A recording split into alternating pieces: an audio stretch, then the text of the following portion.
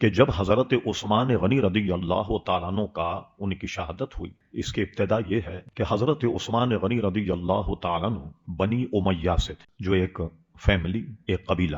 تو حضرت عثمان غنی رضی اللہ تعالیٰ عنہ کے زمانے میں دمشق اور شام کے والی گورنر حضرت امیر معاویہ تھے۔ حضرت عثمان غنی رضی اللہ تعالیٰ عنہ کی شہادت اتنی اندھوناک تھی کہ ہم یہ تو قصہ بیان کرتے کہ امام حسین کو 10 دن پانی نہیں دیا گیا، آپ یہ بھی تو بیان کریں کہ حضرت عثمان غنی پر 40 دن پانی بند کیا گیا، اور بلوائیوں نے عبداللہ بن سبا ایک یہودی تھا، اس کی یہ سازش تھی۔ بہت بڑا قصہ ہے، طویل ہے۔ اس کی سازش سے حضرت عثمان غنی رضی اللہ عنہ شہید ہوئے، اور کچھ غلط فہمیاں بھی پھیل گئیں۔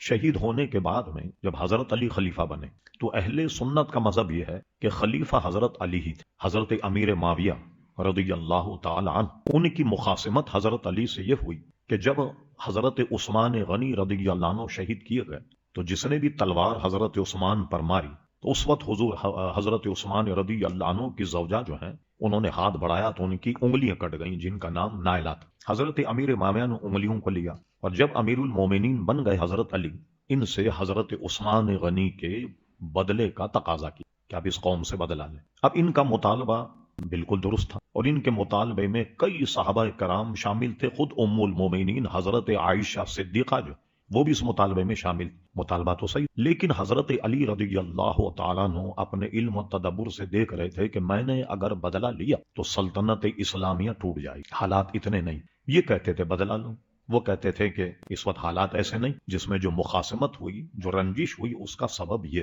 اور ظاہر ہے دونوں طرف صحابہ کرام علیہم رضوان جو ان کا گروہ تھا، ہم کسی پر لان تان نہیں کر سکتے، مگر اہل سنت کا مذہب یہ کہ حق پر حضرت علی، یہ تو طے ہے۔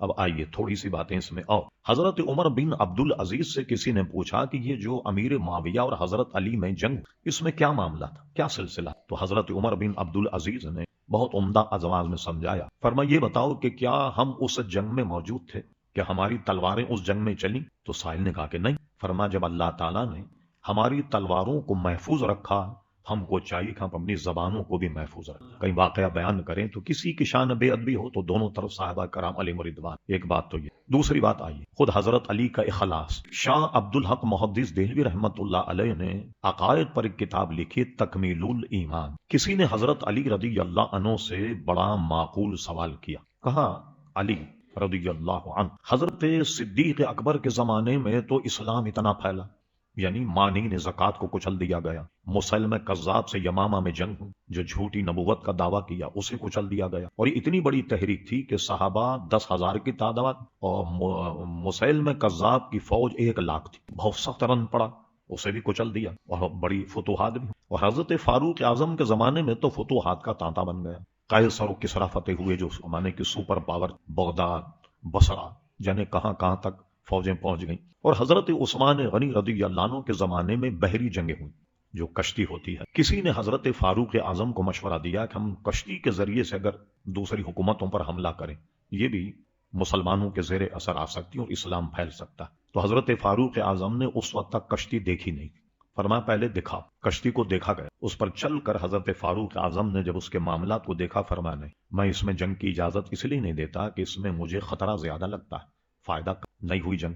حضرت عثمان غنی رضی اللہ عنہ کے زمانے میں جب بحری جنگیں شروع ہوئیں تو اسلام بلاد عرب سے نکل کر عجم تک پہنچ گیا، بہت بڑی فتوحات۔ حضرت علی رضی اللہ عنہ کے زمانے میں خانہ جنگی ہوئی، آپس میں لڑے، تو آپ کے زمانے میں کچھ نہیں ہوا؟ پوچھنے والا جو تھا اس نے یہ کہا۔ تو دیکھیے حضرت علی نے بجائے کسی پر لان تان کرنے کے بڑا شاندار جواب دیا، جس کو شاہ عبد الحق محدث دہلوی رحمۃ اللہ علیہ نے اپنی کتاب تکمیل الایمان میں بیان کیا۔ فرمایا کہ صدیق اکبر کے زمانے میں فتوحات اس لیے ہوئیں کہ انہیں مشورہ دینے والے میرے جیسے لوگ۔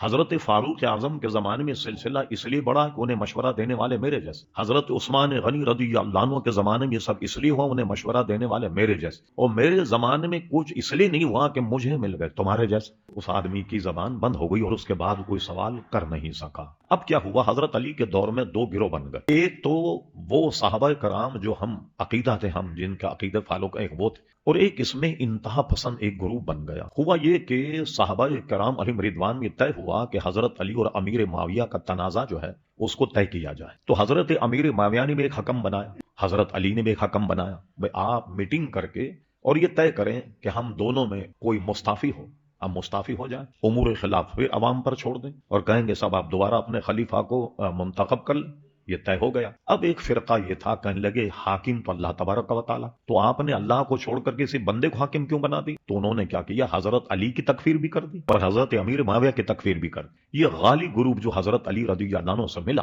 تو اس کے بعد میں اس کا نتیجہ یہ نکلا کہ یہ بات بڑھتے بڑھتے یہاں تک پہنچی کہ حضرت علی رضی اللہ تعالیٰ عنہ شہید کر دیے گئے۔ اب اس میں گروپ مشہور ہوا شیعان علی۔ قرآن مجید فرقان میں لفظ شیعہ استعمال ہوا جس کے معنی ہیں جماعت کے، ایک گروہ۔ تب وہ شیعان علی کے نام سے موسوم ہوئے اور اس کے بعد ترقی کرتے کرتے وہ شیعہ بن گئے، یا وہ جب صحابہ کرام علیہم رضوان پر تبرہ کرنے لگے تو ان کو پھر رافضی کہا جانے لگا۔ اب میں آپ کو آسان طریقے سے سمجھاتا ہوں۔ کہتے ہیں اکبر کے دور میں ایک بہت بڑا مجتہد فیضی سے مناظرہ کرنے آیا۔ اس زمانے میں جو نورتن تھے اس میں بڑے بڑے علماء تھے، ہم تصور نہیں کر سکتے کہ اکبر کے زمانے میں جس سے وہ اسلام سے برگشتہ ہوا تو بڑے بڑے علماء تھے۔ اس میں سے فیض علی فیضی اور یہ دو بھائی یہ اتنے ماہر تھے علوم کے کہ فیضی نے اکبر کے دور میں قرآن مجید کی ایک تفسیر لکھی اور وہ تفسیر غیر منقوط، پوری قرآن کی تفسیر میں کوئی نقطے والا لفظ استعمال نہیں کیا، اور تفسیر لکھی اس نے پورے قرآن مجید فرقان حمید کی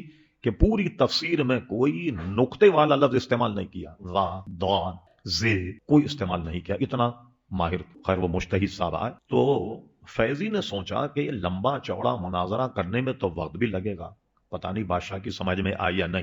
اس نے کیا شرارت کی کہ ایک طرح سے یا ایک حکمت عملی کہیے کہ شاہی دربار میں جب مناظرے کے لیے پہنچا تو جوتے بغل میں دبا کر آ، شیعہ مناظر بھی کھڑا ہوا۔ سب سے پہلے تو اکبر نے ٹوکا کہ شاہی دربار کے آداب سے تم واقف نہیں، بغل میں تم جوتے دبا کر کیا ہے؟ کہنے لگے حضور نے میں سنا تھا کہ شیعہ سے مناظرہ تو حضور علیہ السلام کے زمانے میں شیعہ جوتے چرا لیا کرتے، اس لیے میں اپنے بغل میں دبا کر کے لایا۔ تو شیعہ مناظرہ کا جھوٹ جھوٹ، حضور کے زمانے میں تو شیعہ تھے تو کون جوتے چراتا؟ پھر اس نے کہا بادشاہ سلامت، یا تو یہ واقعہ ہے صدیق اکبر کے دور کا۔ انہوں نے کہا بالکل غلط، صدیق اکبر کے دور میں شیعہ۔ پھر اس نے کہا تم ہو سکتا مجھ سے غلطی ہو گئی، یہ واقعہ شاید پھر فاروق اعظم کے دور کا۔ وہ مجتہد نے کہا بالکل غلط، فاروق اعظم کے زمانے میں بھی شیعہ نے۔ کہنے لے اچھا تو پھر یہ واقعہ شاید حضرت عثمان غنی کے دور کا۔